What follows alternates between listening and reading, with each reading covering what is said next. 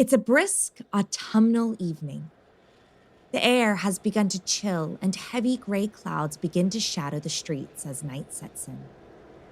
The lampposts are burning orange and illuminating tiny droplets as the clouds begin to burst. Soon the streets are being washed away by sheets and sheets of rain. A couple, caught in the unexpected downpour, clamber into the nearest pub, eager for a place to dry out, enjoy a warm beverage, and relax their soaking feet. They find themselves in the Tudor walls of the charming Eclipse Inn. It's warm, dry, and friendly. A bartender comes over to help the couple get out of their wet coats and into a corner booth. Soon drinks are delivered, and their cold hands wrap around copper mugs full of fragrant, spiced mulled wine.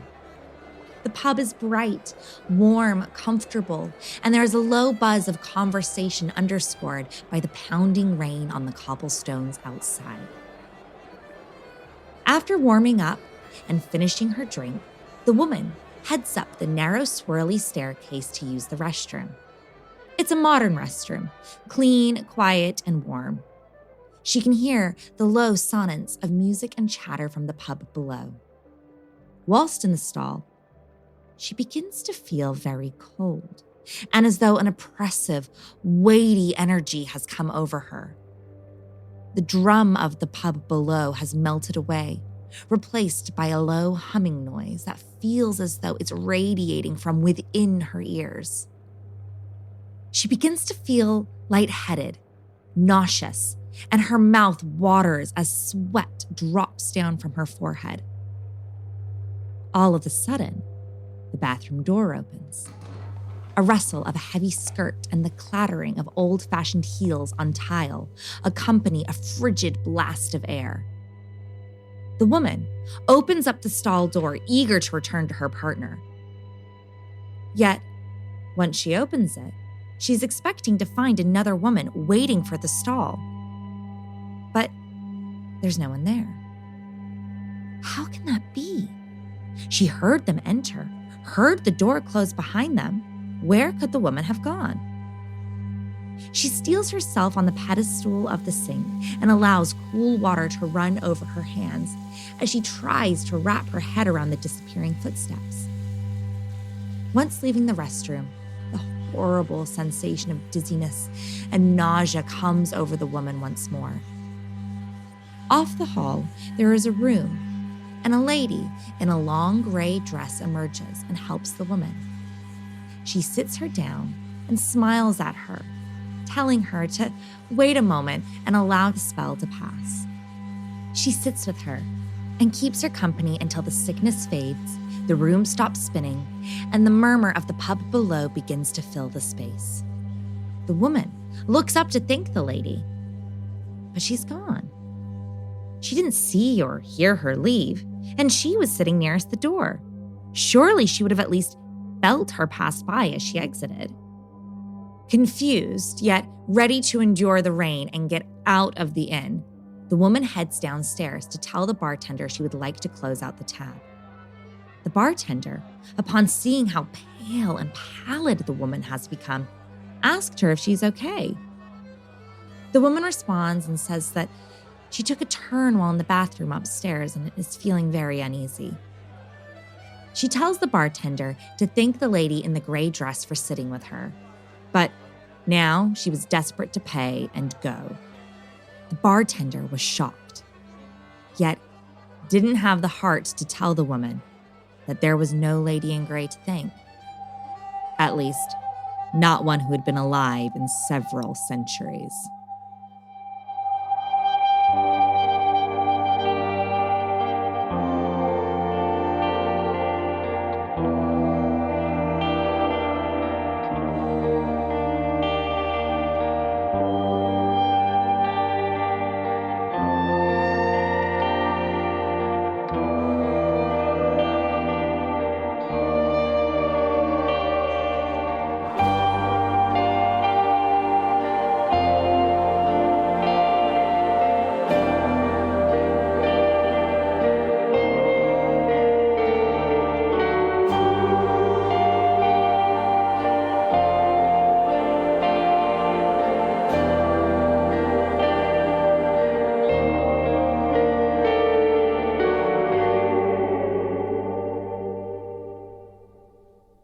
Hello, and welcome to episode 24 of The West London Witch, a podcast where we share stories about those moments where we find ourselves very much not alone. Recently, Kyle, Nala, and I have made the big jump from the city to country life. We have moved from London town to the historic city of Winchester in Hampshire. Don't worry, the show will remain The West London Witch. However, since we were moving, I wanted to get acquainted with the local haunts. During my research, I came upon a truly intriguing story about a noblewoman sentenced to burn at the stake for high treason. And although she did come to her end on the streets of Winchester, the story was anything but straightforward. And it appears, even after all these hundreds of years, the stories still keep coming.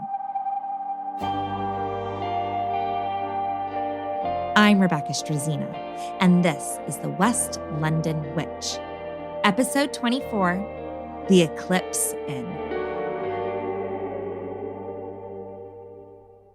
Okay, my name's Liz, and I'm phoning you in from the Eclipse Inn in Winchester, which is a 16th century pub. It's right in the heart of the city, and it's got lots of old beams dating back to 1540 with a really fantastic Tudor facade. So it's one of those places that tourists love because it feels really, really English, but it's also steeped in history because it's the location of the last night of a lady called Lady Alice Lisle. Lady Alice Lisle was the second wife of John Lisle, a politician and lawyer. The couple lived in the market town of Ringwood near the New Forest in southern England. She was a well-loved woman, mother of 7, and known for her courage, righteousness, dignity, and all-around goodness. She wasn't as much politically motivated as her husband, but she was sympathetic to the nonconformist religious movement of the time. Her husband, however, was a staunch opponent to King Charles II and was a member of the Other House, a group created by Commander-in-Chief Oliver Cromwell to take down the Royalists during the English Civil War from 1642 to 1651.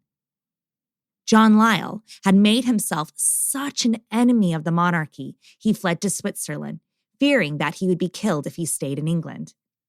He left behind Alice, then pregnant, and his 6 children. Disgraced and abandoned, Lady Alice continued to run her family home, Moyles Court, as head of the household. She was a strong and revolutionary woman for her time. Her husband, John, was right to fear the monarchy, and he was later killed in Switzerland, where he was hiding out. He was assassinated by an agent of the British Crown for his role in the English Civil War. 20 years after his death, there was another plan to overtake the monarchy. This famous revolt would come to be known as the Monmouth Rebellion.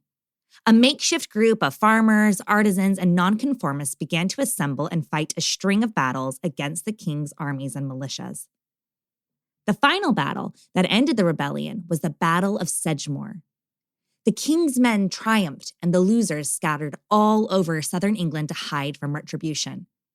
Armies searched high and low for the rebels. And here is where Our Lady Alice finds herself in trouble. 2 weeks after the battle at Sedgemoor, a famous nonconformist minister, John Hicks, and his companion, Richard Nelthorpe, begged for shelter on the steps of Moyles Court. Although they were both supporters of the rebellion, Lady Alice housed them for the night as she thought it was the Christian thing to do. The next morning, however, they were all arrested. Now, at the time, women weren't really very at the front of society. They were very much the sort of the yes sirs of the world, and for Lady Alice, who was very well regarded as a very nice woman, to be arrested was a massive shock in the Hampshire area. She was actually tried by a guy called Judge Jeffreys, who was very renowned at the time for something called the Bloody Assizes, where hundreds of traitors were sentenced to death for disloyalty to the crown. You would not have wanted to find yourself in the court of Judge George Jeffreys. He had the reputation of being so brutal and harsh that he would come to be known as the hanging judge. He has been remembered by history for his severity, brutality, and unmerciful sentencing. He was, without a doubt, cruel, but it's unclear if he was just pure evil or simply a devoted, loyal minion to King James II. However, it is undisputed that he was savage and bloodthirsty in the case of Lady Alice. When Lady Alice tried to advocate for her own defense, Judge Jeffrey snapped at her that he would afford her the same courtesy to speak as her husband had gave King Charles before he signed his death warrant. None. Judge Jeffreys coerced and bullied the jury, and after only 15 minutes of deliberation, Lady Alice was found guilty of treason. Judge Jeffreys told the court he would have found Lady Alice guilty even if she had been his own mother. Although Judge Jeffreys was not legally found to have engaged in misconduct during the trial, the people of Hampshire were horrified at the way this beloved elderly woman had been treated. The county were shocked and disgusted by her sentence. Lady Alice Lisle was to be burned at the stake. Which at the time as well was hugely deplored by most of the people locally in this area because she was a good woman at heart. The locals were so enraged by the sentence, they appealed to King James II for mercy.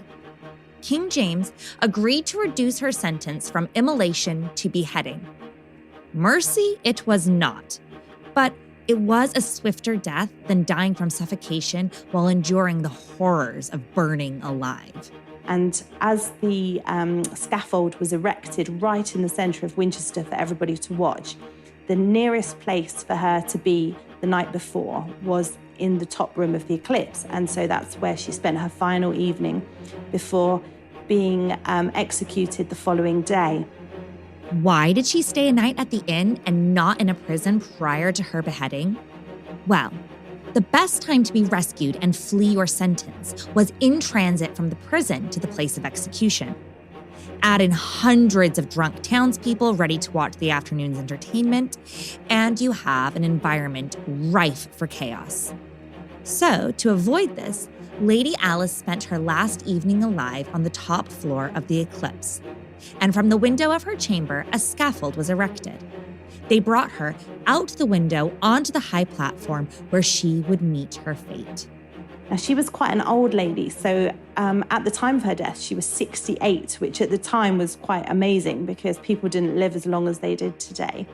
And they say that she was so sort of old and tired that even through her trial, she sort of nodded off. And actually at her execution, people felt she wasn't quite there, that she was, very much towards the end of her life and she just accepted her fate.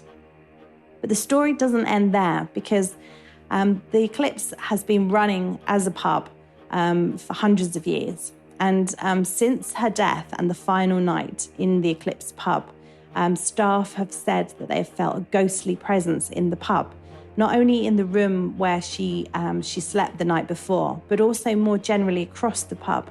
There's certainly a feel of chill in the room where she slept, which many people have remarked on, and particularly this time of year where it's very warm. It's an oak-beamed building.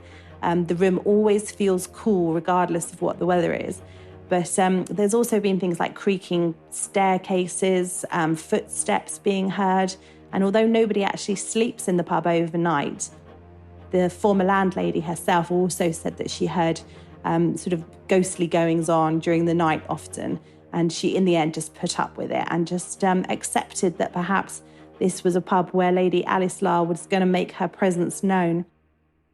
The reportings of the paranormal activity at the Eclipse are really interesting. Lady Alice isn't known to move furniture around or turn lights on and off or open and close doors, but people certainly feel her presence. The room chills, the space begins to feel heavy, and you instantly know you are not alone.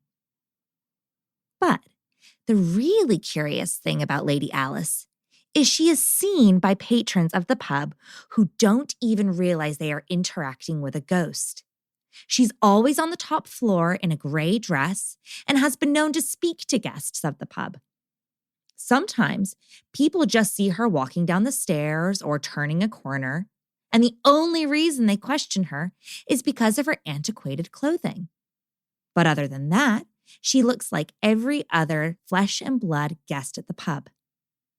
Many guests complain about a feeling of profound uneasiness in the bathroom, while others, blissfully unaware of Lady Alice, remark how lovely the lady in grey upstairs is. There's no plans to have treason or anything like that to shoo Lady Alice Lyle away, if indeed it is her that is in the pub. But I think there's quite a kind of warm feeling that this was a lady who was misjudged and not treated fairly by the state, and who lost her life. And actually, maybe if she wants to stay in the pub, she's more than welcome.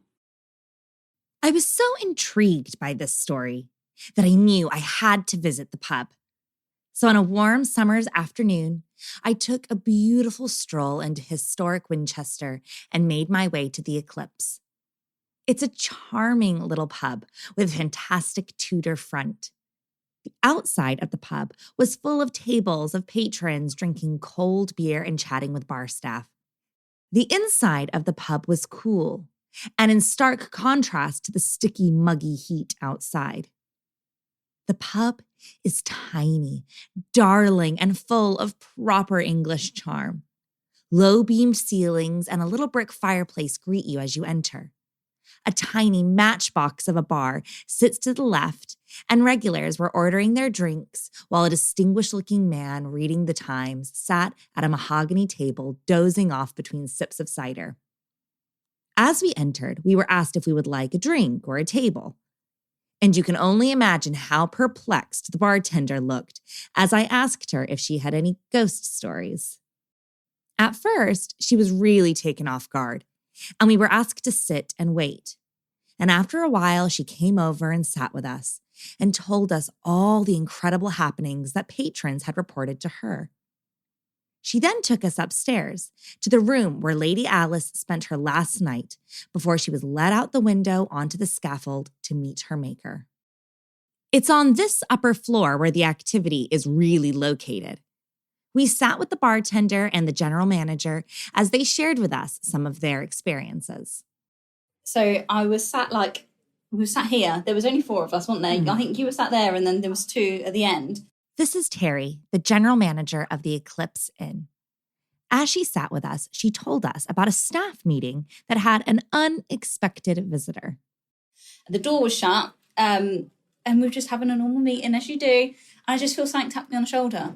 And your instant reaction is just like, oh my God, what's that? To turn around, nothing was there. Nothing. So I looked back on the CCTV and nothing. Yeah, because you took round and looked at me and I said to you, are you all right? And you went, somebody just tapped me on the shoulder, didn't you? But there was nothing there. Do you think someone was saying, like, good job, well done? I like what you're doing. Maybe. Or like, hello, I'm here. The bartender, Eve, has been at the Eclipse for years and over time has had many guests report all manner of interesting Lady Alice encounters to her. And some of them have been rather random. And also I had an American lady, quite a long time ago, about 5 years, maybe 6 years ago, quite an elderly lady, and she came upstairs and I was quite busy downstairs in the bar, and she sort of just hovered around, the back room that we've just come through to come upstairs. And she said to me, I just want to give you this. And she gave me a piece of paper. And she said that she was from a paranormal group in America. And she wanted to come here because she heard it was haunted. And she said when she spent some time up here, she told me that the lady wasn't here at the moment. She'd gone away for a while, but she'll be coming back, and not to be frightened of her because she was a nice lady. It's curious that the woman reported that Lady Alice wasn't present at the time. It's said that Lady Alice also haunts her former home, Moyles Court in Ringwood. So perhaps she was there instead. But this woman also picked up on another energy in the pub, And here we make an interesting, unexpected connection. And she said that there was a presence of a gentleman in uniform.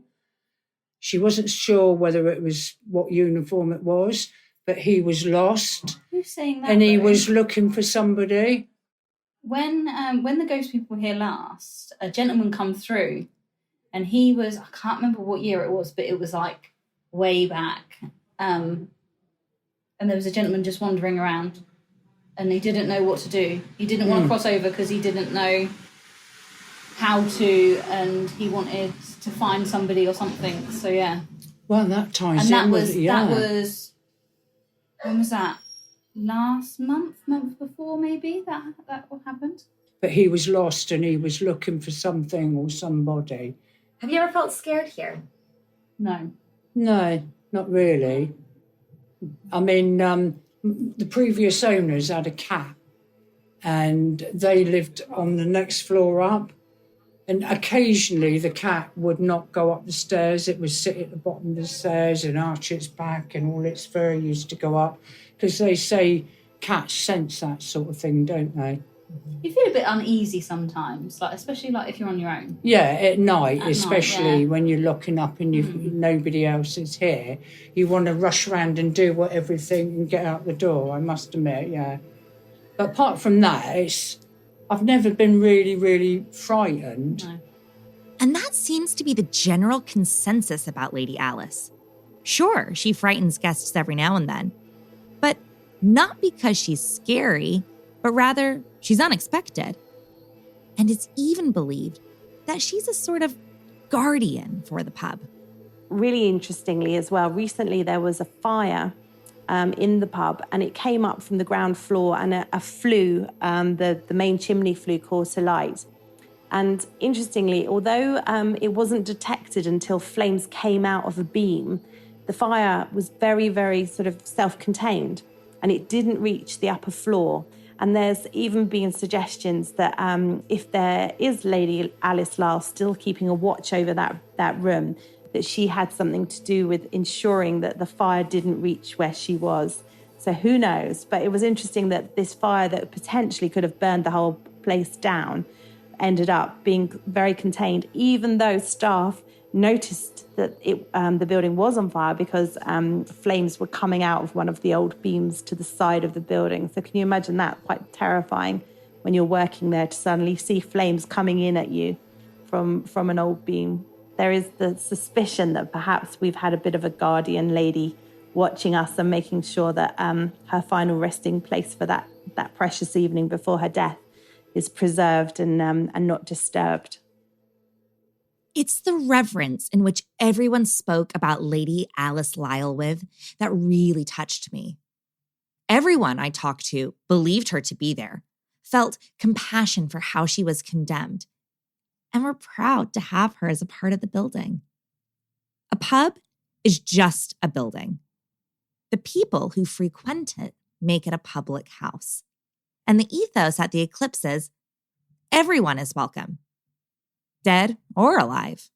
This is a pub that welcomes people of all types and all ages and all nationalities every single day. And it's in a very prominent part of Winchester, in one of the most historic areas of Winchester, in fact. And I think there's sort of a laissez-faire feeling across the whole place, really, that, you know, you're welcome and draw up a pew and tell us your story and then maybe, you know, move on. But I think in this case, you know, she's somebody that people love hearing about. And in fact, just opposite the pub, there's a little plaque which marks the spot where she died. And that in itself is quite interesting too, because I think it shows how well she was regarded, and also perhaps that it was a crime that she'd ever been allowed to meet her grisly end in such a way. If you ever find yourself roaming the old walls of Winchester City, you must head to the Eclipse for a pint, a chat, and perhaps to pay your respects to Lady Alice Lisle. Who knows? She might even say hello to you herself.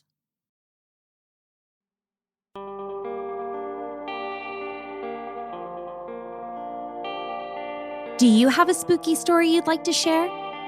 I'd love to hear it. Drop me an email at thewestlondonwitch@gmail.com or find us on Instagram and Facebook at The West London Witch. If you enjoyed today's episode, don't forget to subscribe, rate, and review. And come and follow us for additional content on Instagram and Facebook. Until next time, merry meet, merry part, and merry meet again.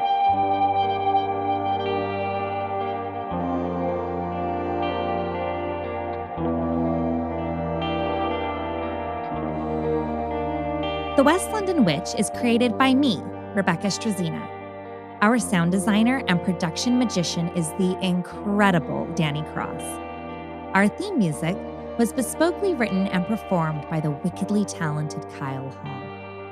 Our cover art is the beautiful collaboration between Lizzie Wilson and Jake Bowser. Special thanks to Miss Sinead Bowers, our quality control and biggest cheerleader. And thank you to you, all of our listeners all over the world. These are your stories. Thank you for sharing them